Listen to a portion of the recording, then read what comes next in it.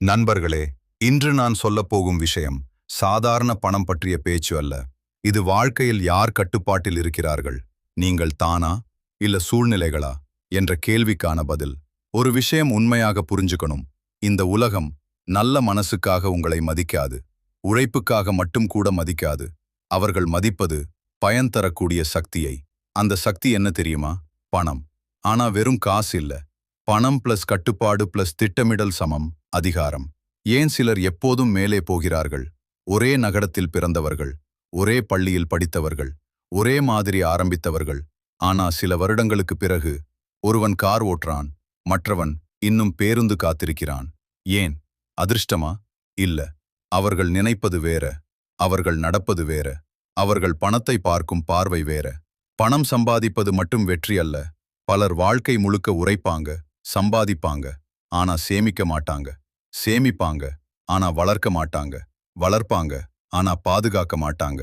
அதனாலதான் அவர்களின் வாழ்க்கை முழுக்க பணம் உள்ளே வரும், வெளியே போகும், மீண்டும் வரும், மீண்டும் போகும்.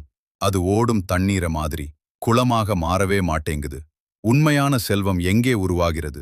வங்கி கணக்குல இல்ல, உங்கள் மனசில். ஒரு ஏழை மனசு எப்படி இருக்கும் தெரியுமா?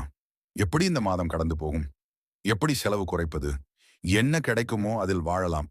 ஆனா செல்வந்த மனசு எப்படி இருக்கும்? எப்படி வருமானத்தை பல மடங்கு ஆக்கலாம்? எப்படி பணம் எனக்காக வேலை செய்ய வைக்கலாம்? எப்படி நான் இல்லாத நேரத்திலும் என் வருமானம் வளர வேண்டும்? இதுதான் வித்தியாசம். அமைதியாக வளர்வது மிகப்பெரிய சக்தி. ஒரு விதை மண்ணுக்குள் முளைக்கும் போது சத்தம் செய்யுமா? இல்ல. ஆனா மரமாகும் போது அதை யாராலும் தடுக்க முடியாது.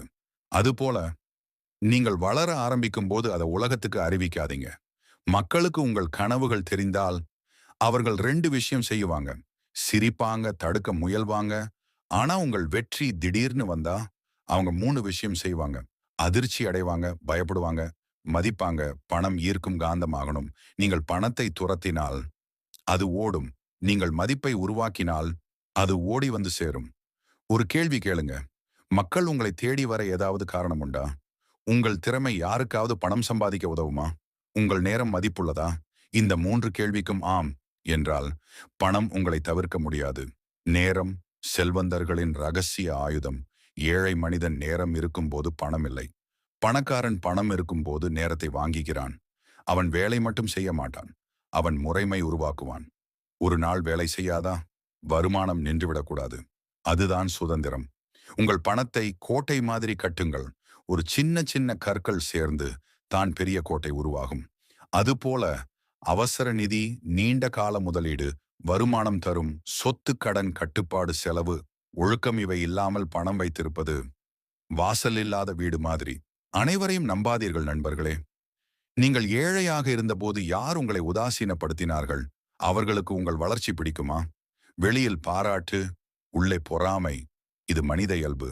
அதனால உங்கள் திட்டம் ரகசியம், உங்கள் முன்னேற்றம் அமைதி, உங்கள் முடிவு அதிர்ச்சி. உண்மையான போட்டி எப்படி வெல்ல வேண்டும்? நேராக போய் சண்டை போட வேண்டியதில்லை. சந்தையை புரிஞ்சுக்கோங்க. வாய்ப்பை முன்பே பிடிங்க. அவர்கள் பார்க்கும் முன்னே வாங்கிக்கோங்க. ஒருவன் மெதுவாக பலவீனமாவான், நீங்கள் மெதுவாக பலமாவீர்கள். இதுதான் அமைதியான வெற்றி. பொறுமை இல்லாதவன் பணம் வைத்திருக்க முடியாது. மரம் என்று நட்டு நாளை பழம் எதிர்பார்க்க முடியுமா? முடியாது. அதுபோல முதலீடு, பயம், அவசரம், பேராசை, இந்த மூன்றும் பணத்தை அழிக்கும். நிதானம், ஒழுக்கம், நீண்ட பார்வை, இந்த மூன்றும் செல்வத்தை உருவாக்கும்.